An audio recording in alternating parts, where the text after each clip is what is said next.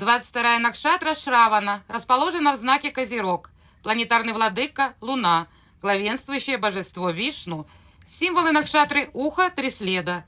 Шравана представлена тремя яркими звездами, созвездие Орла, которое символизирует треугольник или три шага, который сделал Вишну в своем воплощении Вамана. Главенствующее божество Вишну – это воплощение всех 12 сыновей Бога. Он таким образом представляет собой зодиак.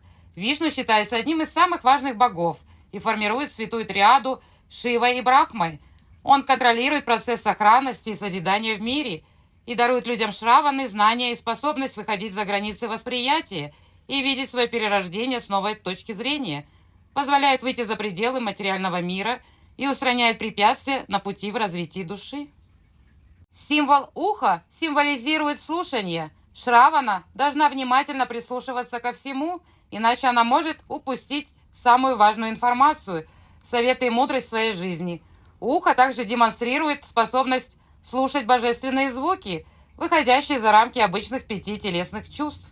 Барабанная перепонка состоит из 3 слоев – наружного, среднего и внутреннего, которые имеют связь с 3 шагами. Символ след 3 шагов связан с 5-й реинкарнацией Вишну. Ему потребовалось 3 шага, чтобы рассеять высокомерие, желание и прошлую карму короля Махабали, которые создавали препятствия на пути к истинному знанию. 3 шага нужно было совершить Вишну, чтобы установить порядок во Вселенной, возвратив небеса богам, а землю людям. 3 шага – тройной закон, на основании которого поддерживается гармония в мироздании. Планетарный владыка – Луна. Лунная энергия достигает в Шраване пика, и ум должен научиться равновесию и покою, а Козерог помогает душе познать ответственность перед этим миром. Душа здесь принимает высшие знания, чтобы познать духовность и понять важность самореализации. Шравана имеет способность влиять на массовое сознание, так как Луна и Сатурн тесно связаны с массами и массовым сознанием. 10-й дом гороскопа, который сходен по энергетике со Шраваной, дает позицию и влияние для того, чтобы человек мог нести в массы универсальные ценности. Число 22 в древних мистических школах считается новым началом или нулем. Втара – это карта глупец, означающего кого-то, кто бросился в новую неизвестную ситуацию, не заботясь о прошлом, будущем или последствиях. Если человеком управляет вселенский разум, тогда его действия необходимы и плодотворны. Но если им управляет эгоизм, то последствия будут плачевны. Высшее проявление здесь – это поддержание универсальных законов любой ценой.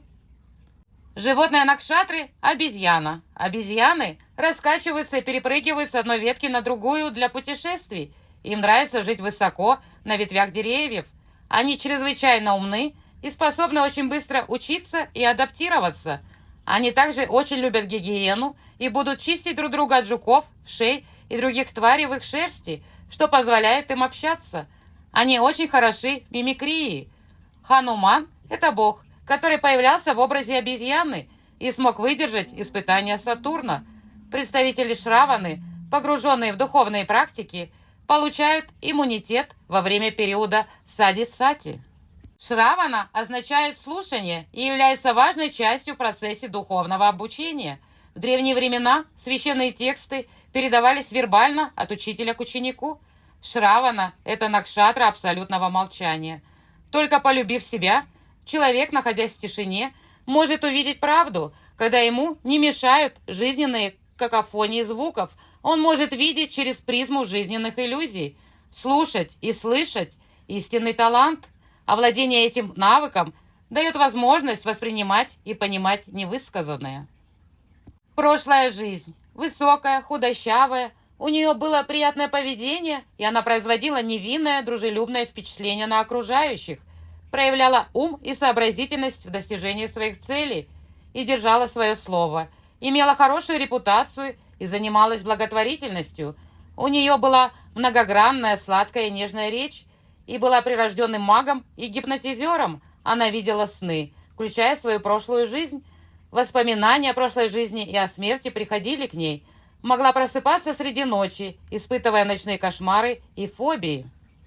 Иногда приходили депрессивные состояния. Она была чувствительной, имела сенсорное восприятие, У нее был невероятный доступ к различной информации, владела огромной библиотекой в доме, была сострадательна и сосредоточена на изучении, соединяла одно с другим и могла понять суть происходящего.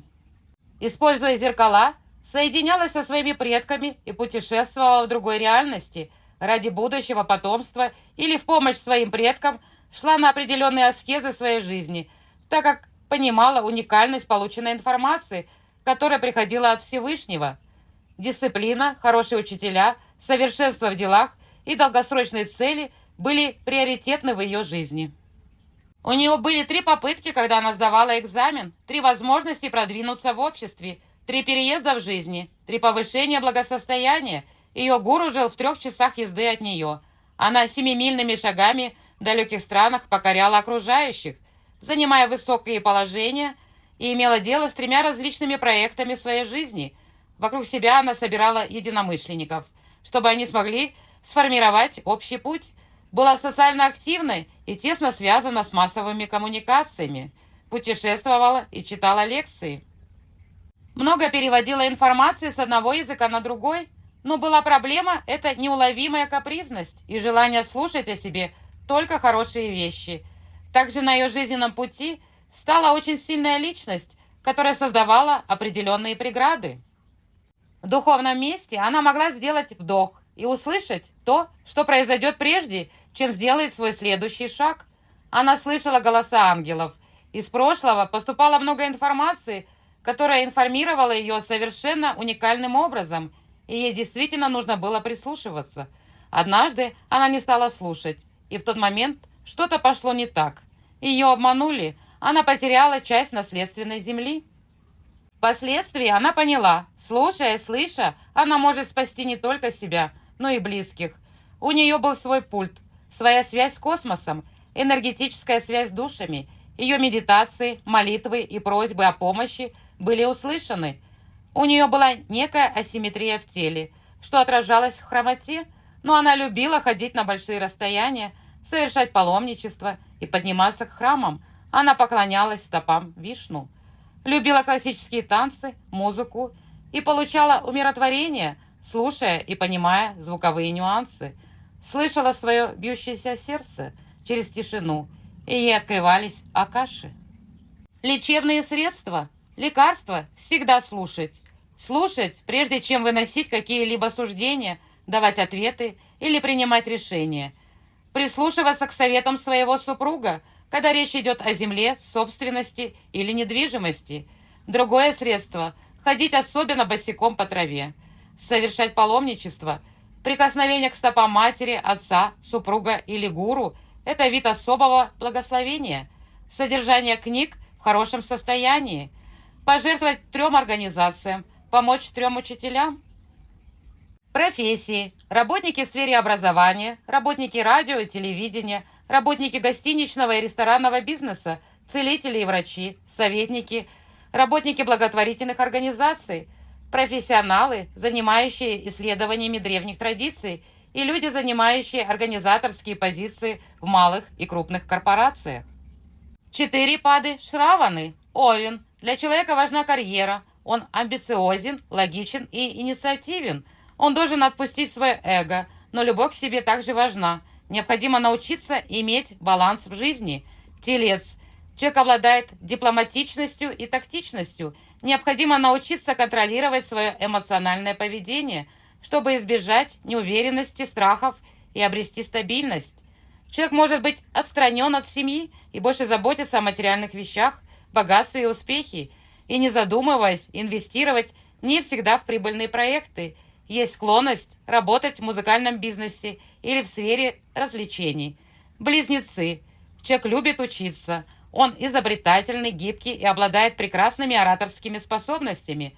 Необходимо научиться говорить правильные вещи в нужном месте, не следовать двойственному пути, выбрать дхармический путь и обрести мудрость. Предпочитает работать в средствах массовой информации или в профессиях, связанных с коммуникациями. Рак. Человек сочувствующий, понимающий и восприимчивый. Необходимо стать практичным и терпеливым в жизни. Отпустить обиды и прошлое и сосредоточиться на своей карьере. Работа в общественных организациях или в гостиничном бизнесе.